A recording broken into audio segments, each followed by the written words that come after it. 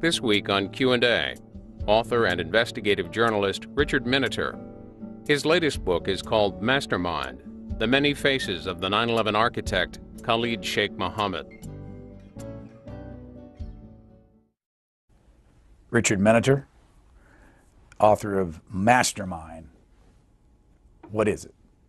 Mastermind is the first book to look at the life of Khalid Shaikh Mohammed, the man who planned the 9/11 attacks and all of the other major al-Qaeda attacks that you've heard about. He's the deadly brains behind al-Qaeda. He's what made al-Qaeda much, much more lethal.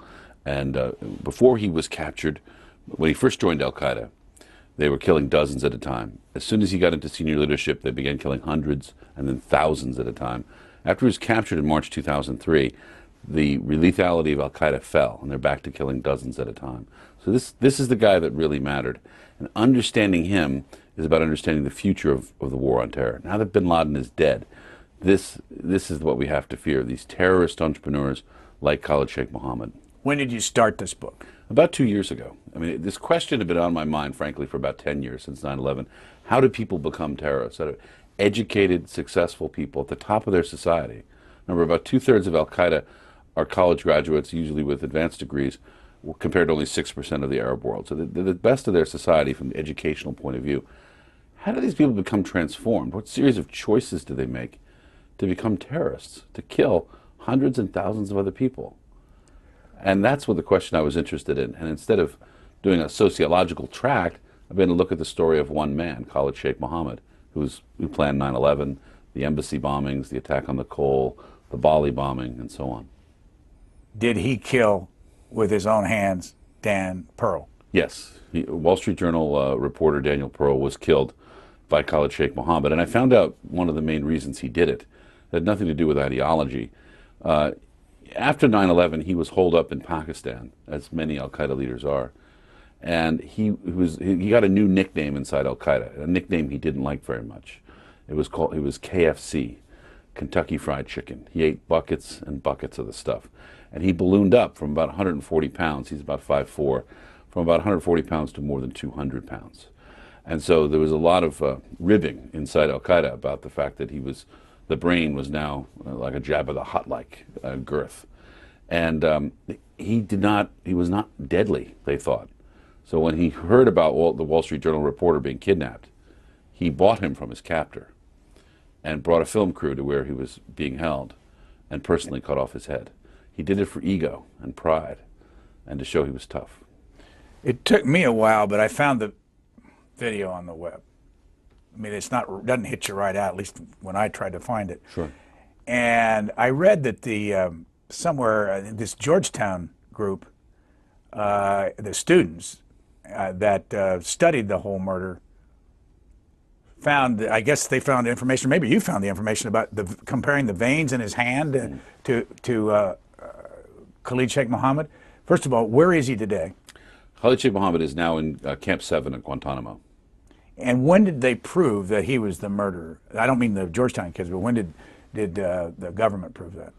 Well, technically the government hasn't proved it. I mean, there's still ongoing charges, and he hasn't faced trial yet. Has he admitted it? He has admitted it repeatedly, and there's the video on the web, as you say, does compare his veins, in his hands, to the killer's knife.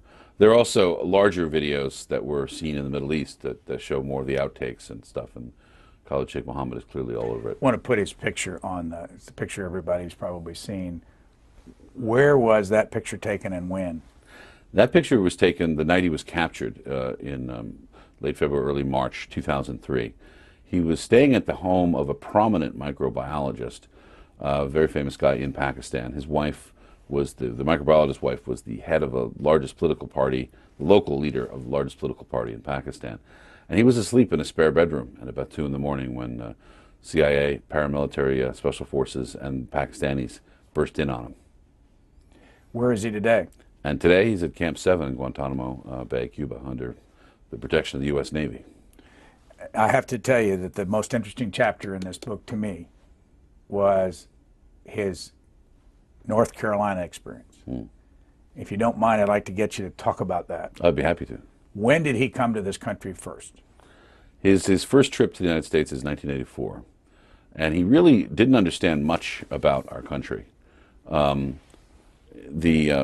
talked to the man who picked him up from the airport, and one of the things that he remembers, this is the dean of Chowan College in Murfreesboro, North Carolina, is him looking at the window and being surprised to see people sitting on their front lawn in front of the highway. And that doesn't happen in the Middle East. In the Middle East, everything happens behind walls. The public street is something to be avoided. Windows are small. But the idea of just sitting outside in the sunshine in front of a major highway, something you see all over the American South, just struck him as bizarre. And then, of course, the greenery, the lushness of this country, the fact that, you know, poor people, rich people, people of all classes have trees and grass, was very different from what he experienced in Kuwait. So the environment was different, and the culture was very different. Where was he born? He was born in Kuwait, outside of Kuwait City in Kuwait. Parents were what? What did they do? His parents came from the mountains of Iran in a region called Baluchistan, which is the Baluch are people without a country. Their land is divided into three countries: Afghanistan, Iran, and Pakistan. And they fought the leaders of all three of those countries at different times, trying to get independence. His father came in 1950, I think, or 1951, to Kuwait. The records are still kind of sparse on this. And his mother followed shortly thereafter. They had a number of children, at least 4 in front of Khalid Shaikh Mohammed. His father died when he was very young, and his mother, there's no welfare at the time, the 1960s and 1970s in Kuwait. So his mother had to take any job that she could get. So she washed the bodies of the dead before burial. Why did he come to North Carolina, to Chowan? It's now a university, it was a college then. Why did he come? He came to Chowan for 2 reasons. One is that the English language standards were very lax, and his English was poor. He was very good in science and math, but his English wasn't up to par. He couldn't have passed a standardized test. So he looked for a college with a weak entrance exam. And 2, if we look at the pattern of Arab foreign students, they're different from other kinds of foreign students, such as Indians or Japanese or what have you, is the Arabs tend to follow social networks much more than other foreign students. So the fact that a few other Arabs had gone there, that people he had been related to or knew of had been there before, made a big difference to him. You talk in your book about the Muslim community in North Carolina. Why back in 1984 were there other communities with Muslims? Well, there were transfer students, quite a few, and then there were some Arabs that had fled either the Lebanese Civil War or other developments in the Arab world and had settled in North Carolina. There was also a great demand for technical jobs in the Research Triangle area that drew some of them in as well. How much of a Muslim follower was he in those days? Apparently very severe. I mean, he'd like to go to Burger King and order burgers without the meat and make a big show of eating it without the meat. And you'd say, why? And said, well, I can't be sure, he'd say, that this beef was prepared to Islamic standards of purity. You know, he would police other students. He was one of a group that was known as the mullahs that would tell other foreign students, other Muslim students, not to wear shorts because those are forbidden by certain teachings of Muhammad, not to cover their ankle with socks, and all of these very fine points of dress and behavior. Obviously no alcohol and no pork. Chowan, a Southern Baptist school, still is. Absolutely. Why would someone who's a Muslim and a religious and all come to a Baptist school? Again, affordable tuition. Other Arabs had been there before and lax English requirements. There was, about a quarter of his class was foreign, so he, maybe it was a little easier for him to fit in. The interesting thing, and I can't find anybody who could give me a good account of this, is that he was required every week to attend chapel. Now, it was mostly a lecture, sometimes of music. It wasn't a Christian religious service, but he was supposed to attend chapel with the other students. According to records, he did so, but he never objected. And I looked at a number of former classmates and professors, anyone who might have a recollection, but no one seems to remember him objecting. Here's a picture of a man that you met down there. What's his name? That's Garth Fail. There he is in his classroom where he's taught for more than 30 years. Did you take that picture? I think I did, yeah. Yes, I did take that picture. And when did you meet him, and what did you find out from him? Garth Fail taught chemistry. He taught Khalid Shaikh Mohammed, and he's the only professor who has a really vivid memory at Chowan of Khalid Shaikh Mohammed. And a very organized man, still teaches in a suit. That's actually not taken while he's in class. It's taken during his summer vacation, I think. He was Professor of the Year last year, but interesting, devoted man, leaving a careful life that's, affecting hundreds of students a year. What's he remember from Khalid Shaikh Mohammed? He remembers him as a good student who had very poor English. He never had any political discussions with him, or religious debates for that matter. But he remembers him as someone who had a very orderly mind. And unfortunately, an orderly mind can be put to good or evil. And in this case, it was put to evil. How big is he? Meaning KSM? He's about 5'4", and I don't know what his current weight is, but he gets double meals at Guantanamo, so I'm assuming that he's in the 200-pound range. When you went to Chuan, what else did you do while you were there? Did you find anybody else that had ever heard of him? It was hard. I went to the school library. I went through all of the yearbooks in the year. He was invisible in the yearbooks. I talked to other professors. I talked to deans. The dean who picked him up from the airport, I went and saw him in another city in North Carolina. And it's interesting. I mean, Chuan sort of made a budgetary choice. They were running short of students. They were really financially in jeopardy, and so they began admitting more foreign students, thinking they wouldn't have to give them as much aid.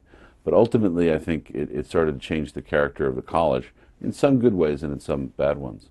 You say in your book that he paid his tuition several months before he got there. Was that unusual? Well, as a reporter, one of my instincts is to follow the money, and so I went and looked and got some extraordinary access from Chuan, I must say.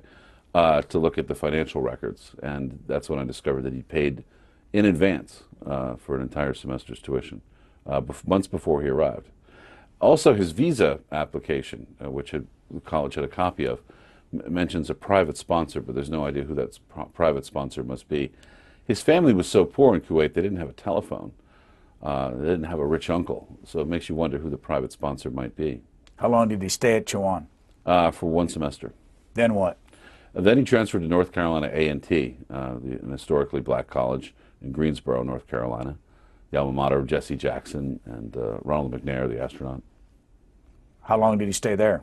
He graduated I think in May or June 1986 with a degree in engineering, so about 3 years. What did he study? Engineering, but also he took chemistry and other hard sciences. Did you find anybody there that can remember him? I found a number of people who did, people who spoke both on and off the record. The Muslim students the former Muslim students, who are now professionals in the Greensboro area, had the most vivid memory of him. They spent the most time with him. They remember him as a comedian. He loved something called the Friday Tonight Show, where he would be a cast member in this informal student group and be a stand-up comic and do routines where he impersonated Arab leaders and other Muslim personalities. And he was very popular and very good at that. You talked to an imam, I guess, that knew him.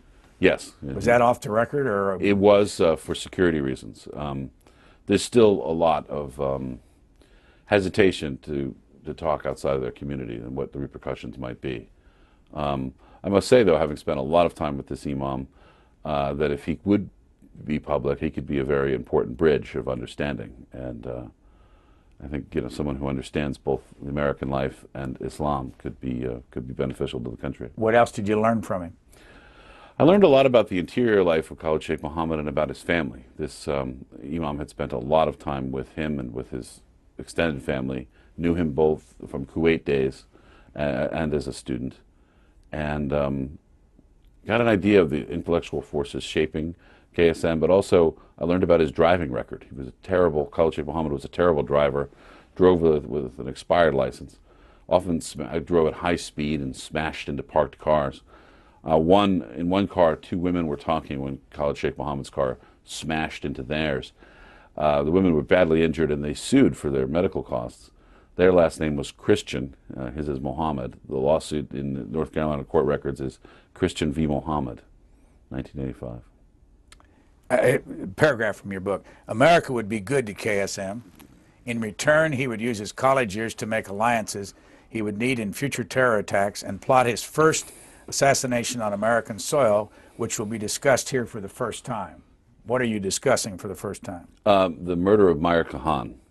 Meir Kahan was a Zionist, an American Jewish rabbi who ultimately became a member of the Israeli Knesset, but was very outspoken, very pro-Israel, and called for the Palestinian Arabs to leave the Gaza and the West Bank, and for the land that was biblically Israel's to be Israel's today. And it was not a mainstream position, to put it casually, but he gave speeches all throughout the United States and raised tremendous amounts of money. He founded the Jewish Defense League. And in 1986, he spoke in Greensboro, North Carolina, at North Carolina A&T. And that speech was seen by Khalid Shaikh Mohammed, and it outraged him, because this is someone who had a diametrically opposed point of view. KSM often lied and said that he had a Palestinian mother or grandmother or some Palestinian relationship. In fact, in his genealogy, there's no connection to Palestine. But most of the students and the high school teachers that he had in Kuwait were Palestinian. And his social world in the Muslim Brotherhood in Kuwait was primarily Palestinian. So he identified very strongly with the PLO and Black September and those radical groups of the 1970s. And so when he heard Kahan, it was an alternate point of view. And for KSM, the problem is not that people disagree. The problem is that alternative point of views exist, that there should be a single unified view, and unsurprisingly, it's his. And so he plotted to kill Kahan. Now, there's a stray mention of this. There's a one-line mention of this buried in a footnote in the 9/11 Commission report, in that he claimed that he had killed Kahan, or had Kahan killed, and that the CIA didn't believe him. But when you look into it, you discover that they didn't investigate that very hard. And when you begin to look at the case in detail, you see that the entire cell that was used, the getaway driver, the gunman, and so on, that was used in the assassination of Kahan was later reused in Khalid Shaikh Mohammed's attack on the World Trade Center in February 1993. Go back to that point. Where was Kahan shot? In New York City in 1990. In what hotel? Oh, wow. Marriott East. That's right, yes. I've read it since you wrote it. The reason I ask you that, because that whole scenario after that of the cab waiting outside the hotel, after, and KSM did not shoot him. No, that's right, he didn't. So who did he get to shoot him? I believe he got El Sayed Nosair to kill him, and he's an interesting character, too. It wasn't his first attempted murder. His first attempted murder was an attack on a gay bar in Greenwich Village. He picked them out of the phone book. He was a New York City sanitation worker, an immigrant to the United States, who worked for the sanitation department and was ultimately fired because he kept bothering the other workers, trying to persuade them to embrace Islam as their religion. And then he became further radicalized and attacked the gay bar, and was brought into this cell and was the gunman, the one who shot twice, I think, Meyer Kahan.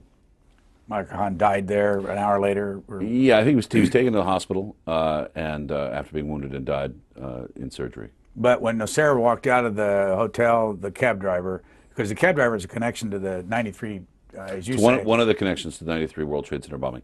That's right. The cab driver is waiting for him, and he gets into the wrong cab. And starts barking orders, and this is New York. The cabbie just turns around and starts barking right back. So he bolts out of the cab, where he runs into an armed postal inspector, and they shoot it out. And ultimately, Nosair is taken to the same hospital as Kahan. Where's Nosair today? I believe he's still in jail. He was retried on some of these counts, or tried in a different way, but for some of the same facts, I should say, in 1995, and is still convicted. I believe he's in Sing Sing. So what's the connection to 93 World Trade Center bombing with let's see. World Trade Center bombing, the bombers issued demands after the bombing, and the first of those demands was the release of Nosair from prison. So that's one connection. Second connection is the cab driver in the shooting of Kahan, the one that Nosair didn't get into, drove the getaway car for the World Trade Center. There were another figure who videotaped the murder of Kahan posing as a member of the audience, was part of the bomb plot for the World Trade Center, and there are several other personalities directly involved in both. Ramzi Youssef, what's his role in all this? Ramzi Youssef is not involved in the Kahan murder, but he is involved. He builds the bomb. He's the cousin, and that's one of the critical friendships or relationships that defines KSM's life. is his younger cousin, 3 years younger. They grew up together as best friends, but with an unequal relationship. Definitely KSM is the master of that relationship. Where is Ramzi Youssef today? He's now in Supermax prison in Florence, Colorado. Go back to the North Carolina experience for KSM. What happened to him in his time down there, and how many years was it total? I believe it's a total of 3.5, almost 4 years. Because you talk about their hatred for Israel, but how much of this is a hatred for the United States, or a hatred for Israel, or a hate because the United States supports Israel? A lot of it, more than I expected, is because the United States supports Israel. In the 1980s in North Carolina, it would not be hard for KSM to meet ordinary Americans who admired Israel as the only Middle Eastern democracy, as a place that many churches take people for historical visits and religious visits. And so, Israel is generally admired, and I think this came as a great shock to him. In that court case that I mentioned, Christian v. Mohammed, he tracked down their lawyer, Stephen J. Teague, and visited him in his offices and had lectured him about Israel and Palestine, about the Iran-Iraq war and so on. But clearly, he thought the Americans were really misinformed about Israel, and that was a motivator. And later, when he talked to his high school principal, I think I quote that in that chapter, it was America's views of Israel and support of Israel that initially made him anti-American. But he didn't like the way we lived. He didn't like the freedom. He didn't like the equality between men and women. He didn't like the openness, the casualness of American society, where people would sit out in public and have conversations with people who'd walk by. This casualness, for some reason, just really bothered him. I'm not sure how to ask this, but I'll just ramble a little bit. He comes over to the United States to be in our educational system. Mm-hmm. The educational system welcomes foreign visitors. Is this what we get for it? Well, sometimes. And I'm always looking for the dog that doesn't bark.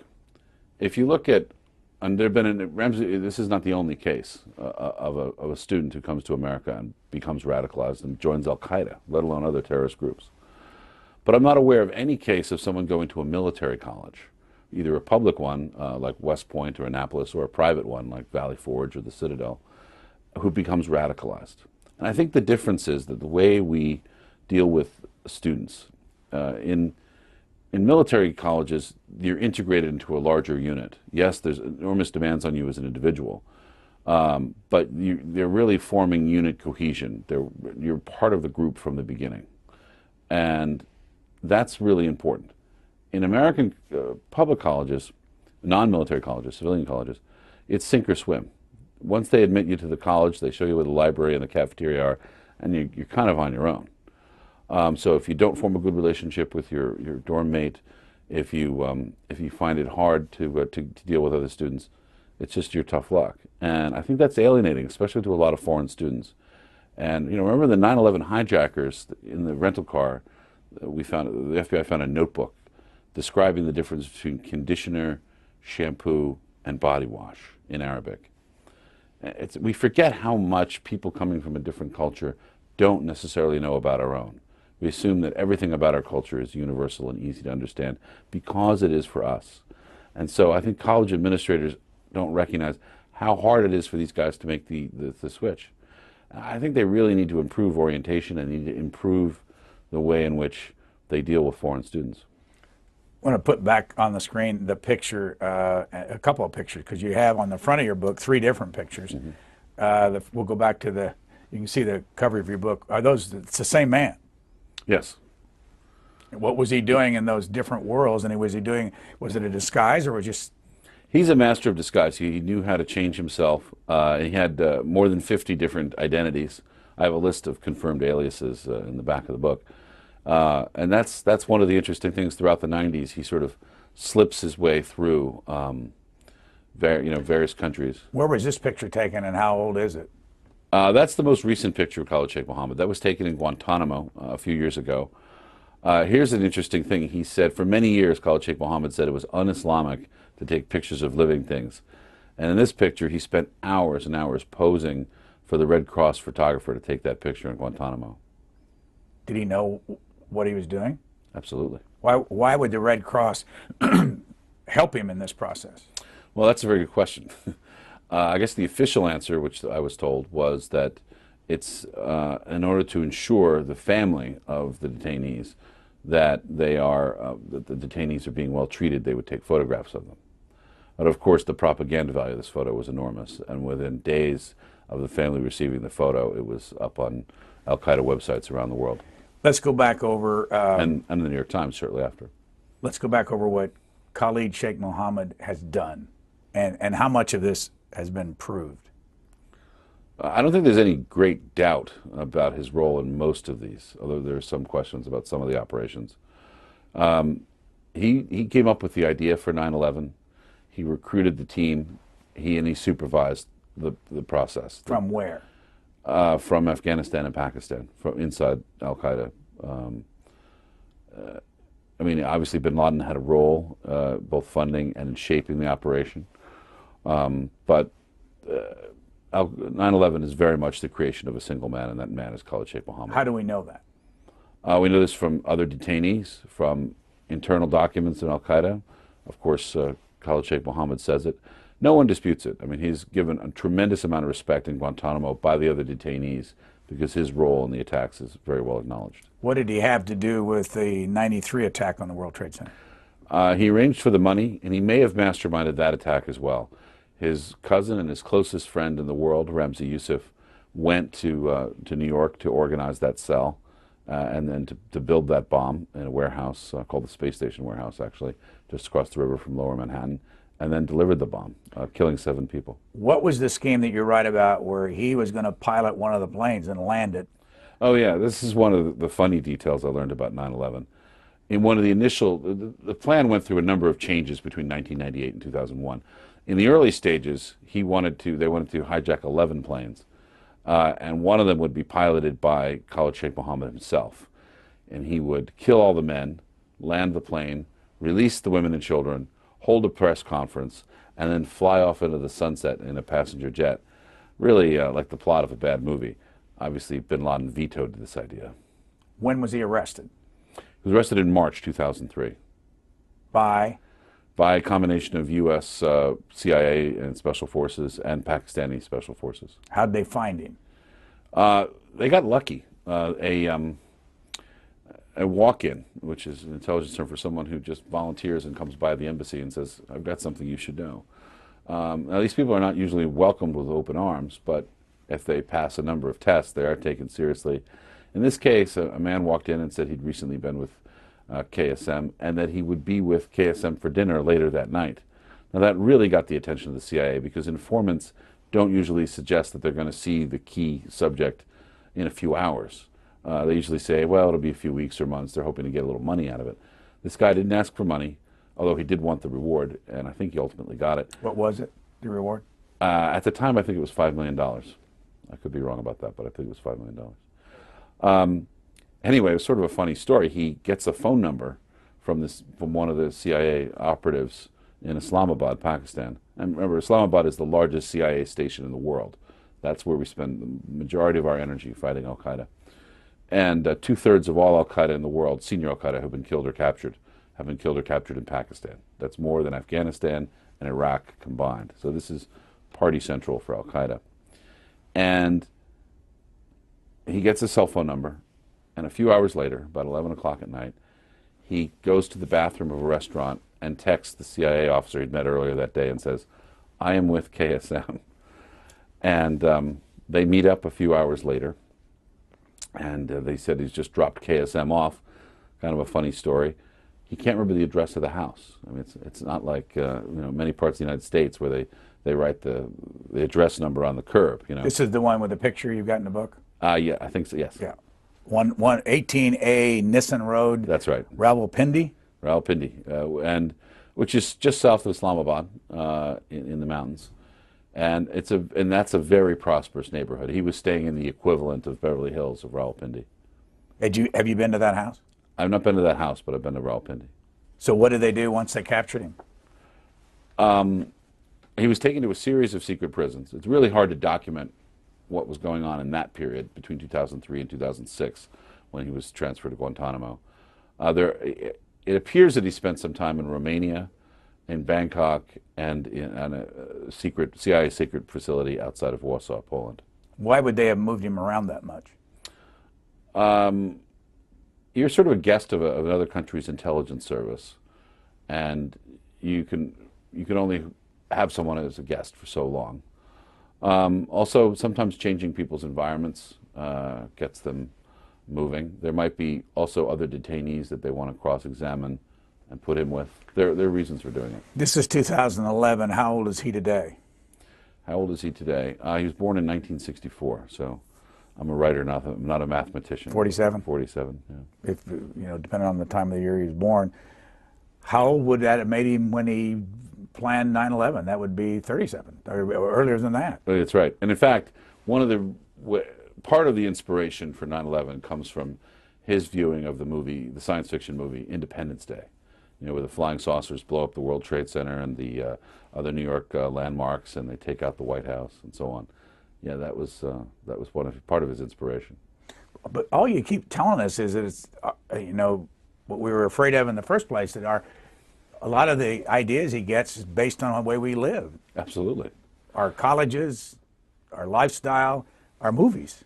Absolutely. And the relentless criticism of America that he heard in college, he says, well, these are the Americans talking. If they're this critical of this country, it must be really bad. Instead of thinking, well, boy, these Americans are trying really hard to give a balanced view of their society. So how did you personally go about collecting all this information? Where did you go besides North Carolina? Well, North Carolina was very interesting, but I went to North Africa, to various places in the Middle East, and then I talked to a number of European intelligence services, especially for the chapter on his time in Bosnia, and both with French intelligence, British intelligence, and some the German equivalent of the FBI. What is you think is new in this book? Besides, we already established that the whole North Carolina thing was somewhat new. Yeah, I mean, the idea that he had a criminal record in the United States, his experiences in college, that's new. The fact that he played an active role and worked essentially for Iran in Bosnia, carrying out attacks, I think is new. How old would he have been then? Well, that was 1993, 94, so being in his 30s. Yeah, 30s, yeah. 20s and 30s. Yeah, that's right. Yeah. That's new. His time in Guantanamo, and I don't think that has been really gotten him a lot of attention. How did you get that? Through talking to a number of current and former Navy and CIA personnel who had direct access. How classified is his time there? I mean, well, fairly classified. I mean, one of the great frustrations, this is like writing a biography of a dead person, in that, I mean, it's actually harder than writing a biography of a dead person, right? Because I couldn't talk to him. The U.S. government was not allowing any interviews with Khalid Shaikh Mohammed, or with his Ramzi Youssef or other relatives. He's in the segregated section of the high-value detainee camp at Gitmo. Is another guy named Ammar al-Baluchi, who is a nephew of Khalid Shaikh Mohammed, who worked for him. And so none of these people are available for interviews. Usually if you're writing a book about a person you can't contact, it's because that person is dead. And as a result, the people around him will talk more freely because he's not around to offer his opinion on what they have to say.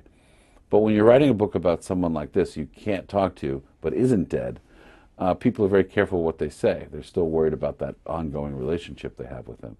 So even 10 or 15, 20 years after he's left North Carolina or the United States, the people are still concerned about, well, don't say that one person said to me who knew Khalid Shaikh in college, don't say that I said that he was a terrorist. That might hurt his feelings.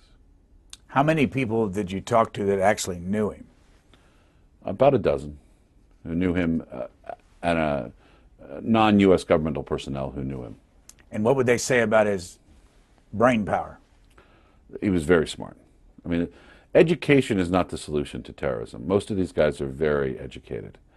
What's lacking is empathy, the ability to put themselves in another person's place, and the ability to debate ideas, different ideas about politics, religion, how society should be organized. The idea that there's not one answer to these, but that they can be actively debated, that isn't pushed. I think if we had a core curriculum at some of these colleges where they were forced to meet lots of different ideas.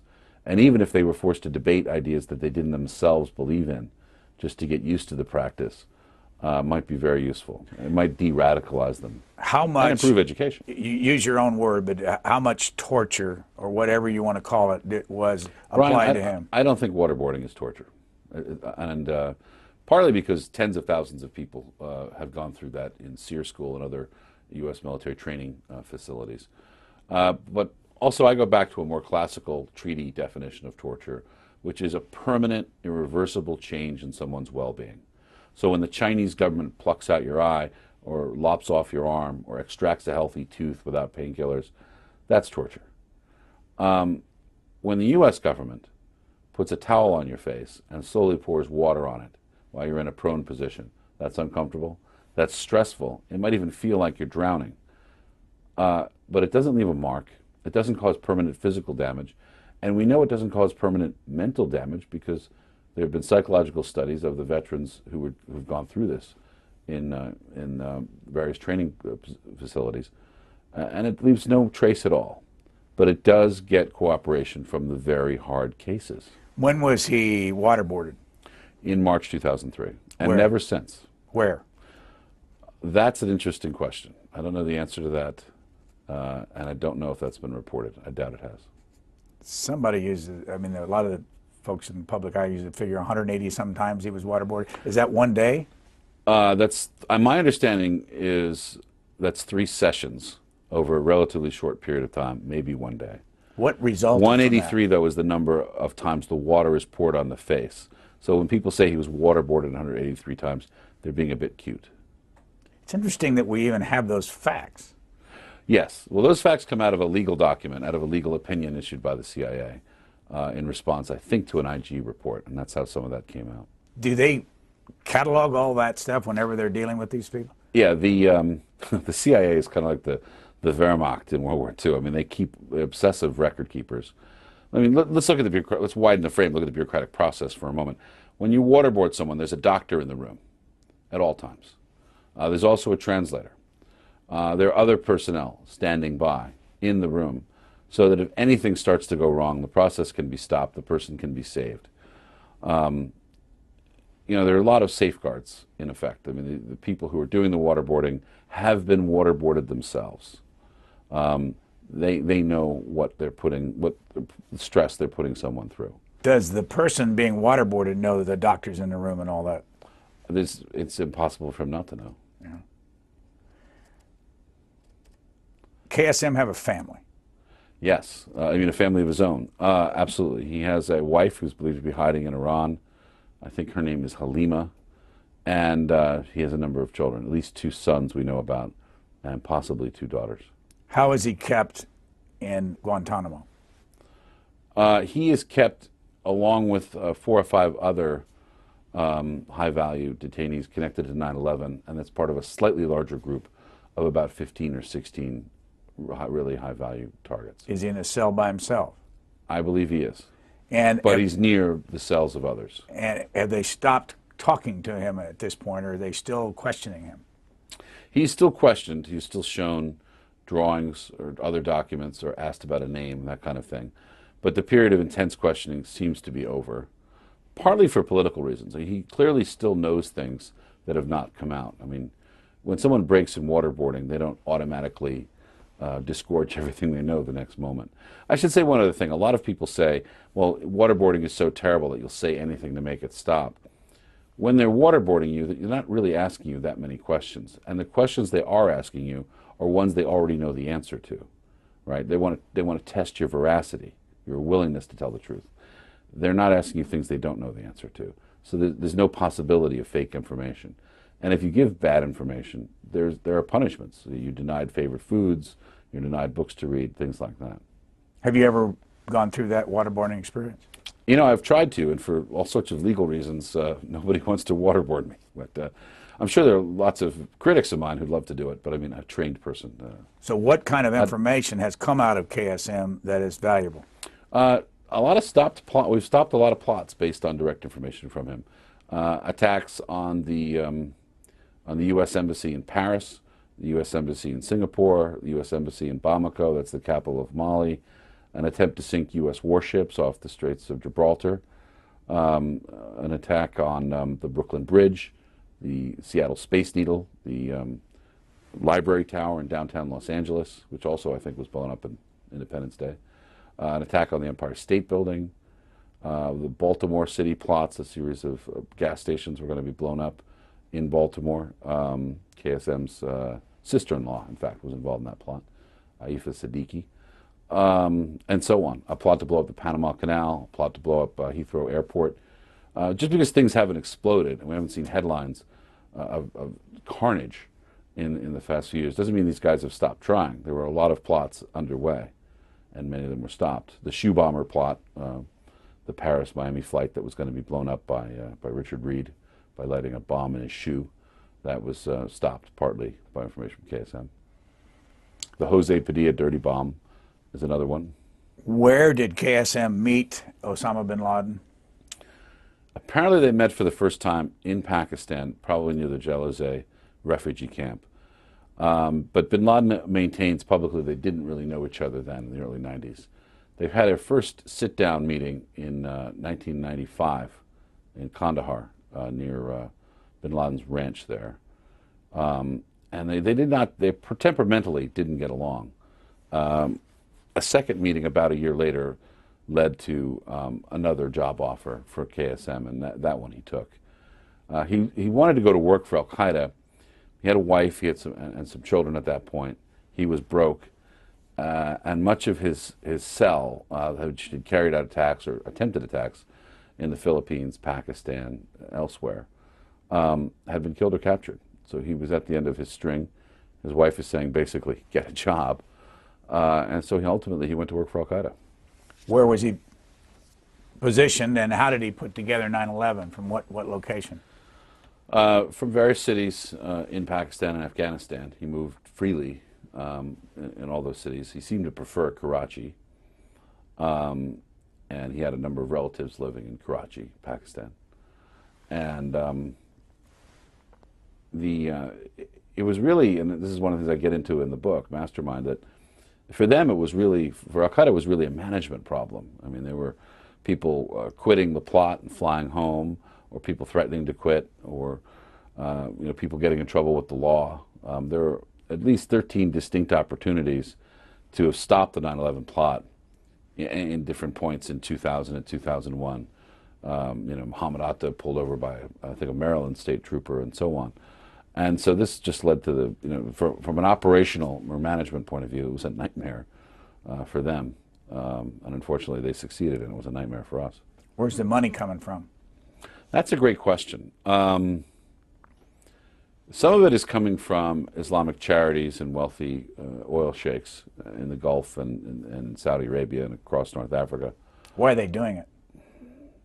Ideological conviction. There is a fantasy that exists in the minds of many educated people, both in the West and in the Arab world and in Asia, that if you do something shocking enough, radical enough, that human nature will suddenly change. I mean, it's the same thing that led to the 1960s protests. The Paris takeover in 1968 is a classic example of this. Woodstock, that human nature would suddenly change and that this ideal society could be born. I mean, that's sort of the idealistic vision of terrorism, right? The other is that it's an attempt, a Machiavellian attempt, to seize power by terrifying people and using that fear to control them. Why 15 of 19 hijackers from Saudi Arabia, and how much Saudi Arabian money is in all this? I don't know how much Saudi Arabian money is in, but I'm sure it's a non-zero number. 15 of the hijackers were from Saudi Arabia simply because the U.S. State Department had a special program with Saudi Arabia. They didn't have this with any other nation on earth, called Visa Express, where you didn't have to go into the consulate or the embassy and look at a consular affairs officer and fill out forms and show identification. Instead, all that could be done by a travel agent and simply mailed into the embassy, where it was more or less rubber stamped. So it was much easier to get a U.S. travel visa from Saudi than it was from, say, Great Britain. And of course, much easier than any other Arab country. So while some visa requests from Yemen and Egypt and elsewhere were denied, all the Saudi ones were granted. You keep telling us it's our own fault, in a way, by all these special deals and the need to attract people from other countries and providing easy access into colleges. I mean, do we need to re-examine the way we look at the rest of the world? I think we do. I mean, I don't think I'm not one of these people who's paranoid about things overseas, but I do think we need to be realistic, and I think we need to rethink the college experience so there's not that degree of alienation, that foreign students get integrated and life here gets explained to them in a comprehensive way. I think civilian colleges can learn from military colleges. I think we also need to look at what foreign students we're letting in. I mean, at the time KSM was admitted to study at Chowan in North Carolina, he had been a member of the Muslim Brotherhood for 2 years, maybe 2.5 years in Kuwait. Why are we letting in, as to study in the United States, people connected to the Muslim Brotherhood or to other extreme organizations? I mean, frankly, I don't want neo-Nazis studying here either. So more background checks on the foreign students we admit need to happen. But of course, colleges and universities are financially dependent on this ocean of money that comes in from foreign students. And so they probably oppose any sort of realistic security checks for foreign students. That'd be quite a fight, but it's one worth having. Why the special treatment for the Saudi Arabians? The Saudis are beneficial to a number of business interests in the United States. And they and their wives are big spenders as well. So there's an economic benefit, and there's a long-term relationship between the United States and Saudi Arabia. The two nations, at the top anyway, have been very close for I would say, close to 70 years. It's a unique relationship, and one that's not ever been really studied honestly. And they had complained enormously that why they're not treated the same way people from Western Europe are treated. Before 9/11, there was something called visa waiver, where if you were a citizen of the United Kingdom or Ireland, or Germany, France, and so on, you were part of the visa waiver program, and you could just fly into the United States and show your passport and enter without a visa. And the Arabs didn't get the same treatment, and this is one thing the Saudis complained about bitterly, that they had to wait online with third world peoples, where an English secretary could just show her British passport and waltz right into New York. So Visa and Express was an attempt to give them some of the same privileges that the Western Europeans and Australians had. What's been the hardest part of you trying to write this book? The gaps. I mean, I certainly knew who to talk to, or had some of the people who to talk to, on the CIA secret prison project. But because there's lawsuits by the ACLU and other liberal groups, and the U.S. government, the U.S. Department of Justice under Attorney General Eric Holder is prosecuting a number of CIA interrogators. And so as a result, they're not willing to talk, because anything they say could be used against them in court. And these guys stand to lose not just their liberty, but their homes, their pensions. They're in great legal jeopardy. And so that leads lots of people to only tell part of the story or to say nothing at all. And that was really hard. And I think Holder has dismissed so many of the legal actions involved in the war on terror. Just a few weeks ago, he dropped the case against Thomas Tam. You might remember he was the source behind the New York Times Pulitzer Prize-winning story that revealed the worldwide eavesdropping phone tap, warrantless phone taps that the U.S. government was conducting. And he violated, apparently, the law. He had a security clearance. These were secure, classified documents. He gave them to non-cleared personnel who he knew would publish it, reporters of the New York Times. It was a pretty clear-cut case. The Attorney General, for whatever reason, decided to drop that case. I can imagine one reason is he thought the fight over the war on terror and the Bush era was over, and to let this go quietly into the night. In that case, why not let the CIA officers go too? I mean, these guys are only doing their job. They extracted a lot of life-saving information from KSM and from other, Ramzi bin al-Shibh and other major high-value targets. Why put them in legal jeopardy? Did you ask to see Khalid Shaikh Mohammed? I did. What'd they tell you? Politely, no. And why? Probably for security reasons. And for legal reasons. If you believe the Geneva Conventions apply to people who are part of organizations that are not signatories to the Geneva Conventions, then sort of opening up a prisoner to public visits is a violation of Geneva. You can't treat people who are being held in combat, prisoners of war in effect, as animals in a zoo to be gawked at. That's very clearly in Geneva. And so there's that. There was the sort of lingering legal concern. But also, it's a secure place. A lot of the layout and organization of the place and who's involved is classified. And you can see why the U.S. government would consider it sensitive. On your cover, it says author of the New York Times bestsellers Losing Bin Laden and Shadow War. Losing Bin Laden was written what year? It was written 2001 and 2, and it was published in 2003. What was your reaction when you heard that we had killed him? Well, intense surprise, and then a little disappointment. And I'll tell you why I was disappointed. I would have been much more beneficial if we could have captured bin Laden alive and, frankly, waterboarded him. Because there's a lot of secrets that died with bin Laden. The location of sleeper cells in the United States or around the world, arms caches, what governments are supplying al-Qaeda with money and why, what are the names of those officials, what are the future plots against the United States or our allies. All that information is in his head, and now it's gone. That information would have been valuable. Also, I think it was a mistake to publicize his killing so quickly. We could have used a few weeks to swoop down and surprise some al-Qaeda elements around the world before we announced it. We haven't seen you since a couple years ago when you were here, and since then you were made editorial director of the Washington Times, and it kind of blew up.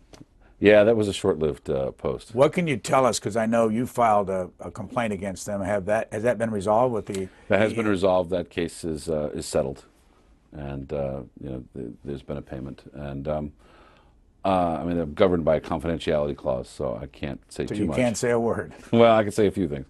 Look, it was an exciting adventure. Explain to somebody that doesn't have any idea what we're talking about. Oh, right. The Washington Times is the second newspaper here in Washington, D.C., and known as a conservative paper. And I came on to remake the editorial pages, which had lost. We're not drawing the kind of attention that they wanted, and to upgrade the caliber of the staff. I recruited a whole new staff. We changed the layout and design both of the website and the print pages, and started to change the content. I thought the world was suffused with opinion now with bloggers, and so pure opinion doesn't work. But reporting mixed with opinion that advances the story but also tells you what to think about it is where editorial pages need to go. A model very similar to that of Robert Bartley's at the Wall Street Journal, the legendary editor there, the founder of the editorial pages there, essentially, the modern editorial pages. And, we were working diligently in that area and seeing great success. I think I saved about $1 million in costs by reorganizing things in the opinion section. Brought in a whole new staff. Web traffic was growing rapidly. And then there was a fight for control among the sons of Reverend Sung Myung Moon, who owned the newspaper, and that ended up ultimately pushing out about 70% of the staff. I was one of the first to go, as was John Solomon, the executive editor. And you left when? I left in October 2009. I found on the web a charge of discrimination that you signed. And the reason I bring it up, because as you know, over the years in this town, the Post has done this as much as anybody. They wanted to point the finger at the Reverend Sung Myung Moon, and as if he was influencing editorial judgment. And in this filing that you made against the Times, you talk about having to go to a Unification Church event, I guess, in New York? Yes. Can you talk about that? Were you told you had to go to that if you were going to work there? Yeah, I was made to realize that if I didn't go, that my prospects of continuing with the Washington Times would be very limited. And you say you're an Episcopalian and you had no interest in being a part of the Unification Church. I was certainly not interested. I'm a devoted Christian. I certainly was not interested in joining their church. Many wonderful people there. I liked many of them personally, but I found the whole ceremony revolting, because there are elements of the ceremony that are essentially insulting to Christianity, to Judaism, and to Islam, because they have someone representing a priest, someone representing a rabbi, and someone representing an imam walk up to our stage with a vial of water in their hand, and they pour it all simultaneously into a bowl. And this is to symbolize the unification of all the world's religions under the control of Moon. And that struck me as very strange. What did you? There go? was also a mass wedding there. Did you go? Did I go to the wedding? I was there in New York, absolutely. Why did you go? If I wanted the opportunity to remake the editorial pages of the Washington Times, and you know, boy, I'd seen lots of strange things all around the world. I thought I could see one more. I was surprised how deeply that ceremony affected me. How spiritually dangerous I found it. And what impact do you think the firing of John Solomon and you has had on the Washington Times and its position in town here? You know, I think that's hard to assess. You know, I hope the paper survives and continues. For about a year or so, it looked like it wasn't. I mean, they eliminated the sports section, and the paper shrank, and there was persistent rumors about its bankruptcy and going under. Now it seems that they've reconnected with Moon, and the money's flowing again, and they're rehiring people. So I hope, I wish them success. Vassar College you graduated from? What year? In 1990. Born in New York City? Yep. Worked for the Wall Street Journal? Yep. Got that sneeze right in time? Worked for the American Spectator? What other organizations? Let's see, I worked for Competitive Enterprise Institute in the early 90s. The Sunday Times of London, I was a member of their investigative team. I was at a think tank in Brussels, the Center for the New Europe. And this book is what book for you? What number? I think this is the 5th book. And do you have a new one on the drawing board already? Not yet. I'm actually playing around with a novel, a bit of a thriller. The name of this book is Mastermind. Our guest has been Richard Miniter, the many faces of the 9/11 architect Khalid Shaikh Mohammed. And there are other Miniters in this world. Before we close it, where are your brothers? My brother Brendan, who was at the Wall Street Journal after I was, he was there 10 years. He's now working for President Bush at the Presidential Library in Texas. And my brother Frank is the executive editor of the American Hunter magazine, and I see him about once a month, where he brags about his global exploits, hunting and fishing. My brother Henry is practicing law in Colorado and has just written a novel called Last Rites. You know, so it's a busy family. Thank you, Richard Miniter. Thanks, Brian.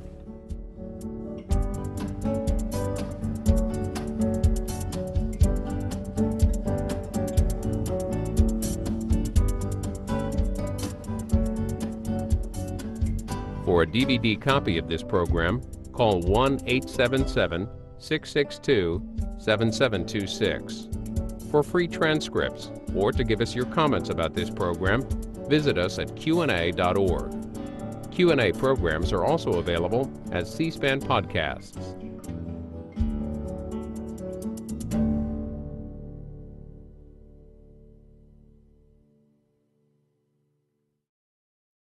Next, British Prime Minister David Cameron at the House of Commons.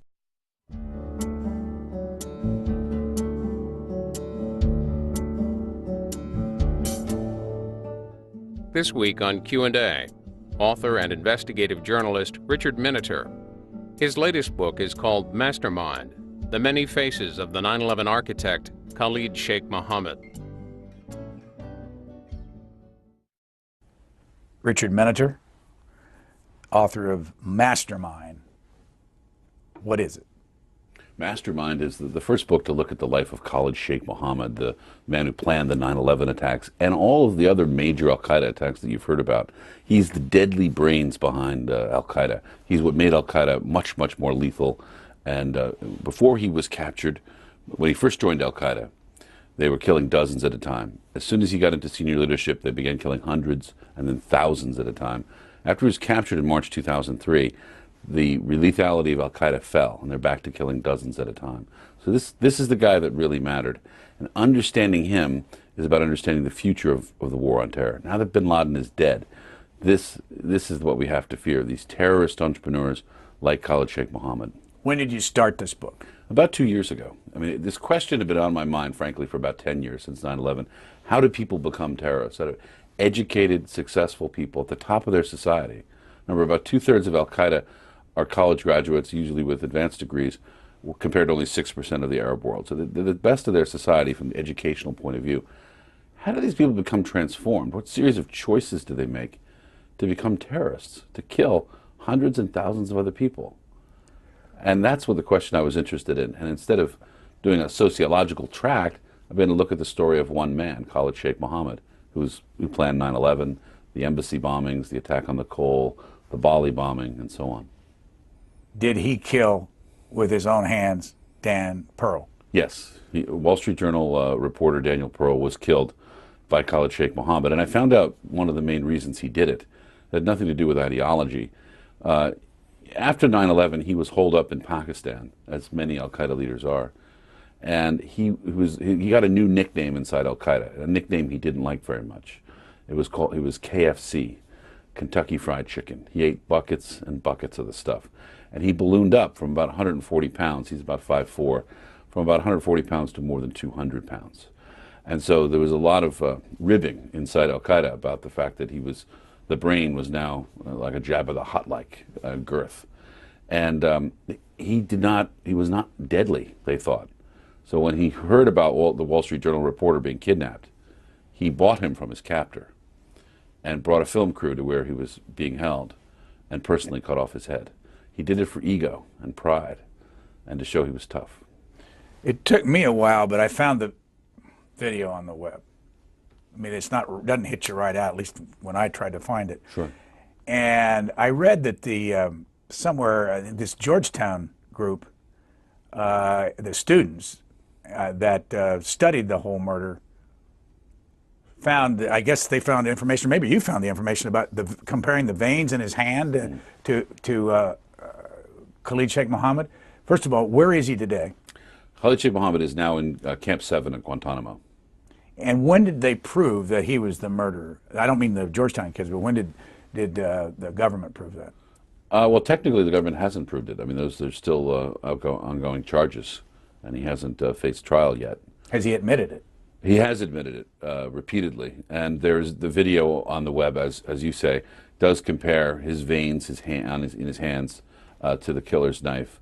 There are also larger videos that were seen in the Middle East that show more of the outtakes and stuff, and Khalid Shaikh Mohammed is clearly all over it. I want to put his picture on it's the picture everybody's probably seen. Where was that picture taken and when? That picture was taken the night he was captured in late February, early March 2003.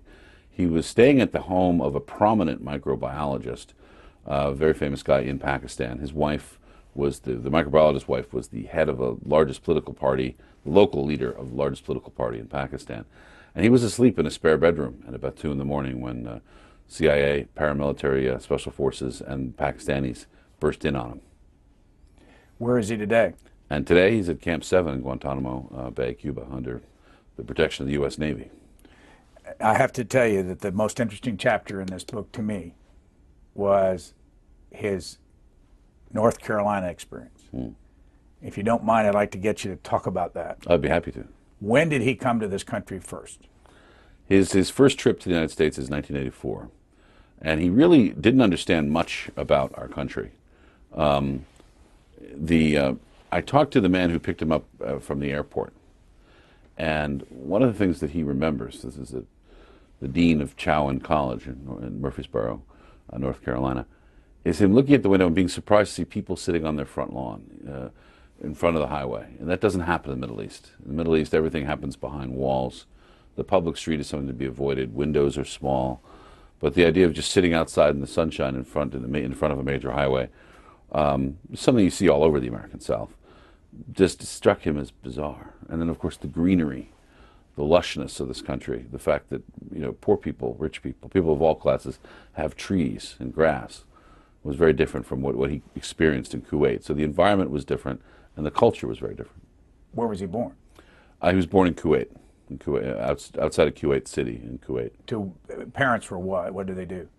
His parents came from the mountains of Iran in a region called Baluchistan, which is the Baluch are people without a country. Their land is divided into 3 countries: Afghanistan, Iran, and Pakistan. And they fought the leaders of all 3 of those countries at different times.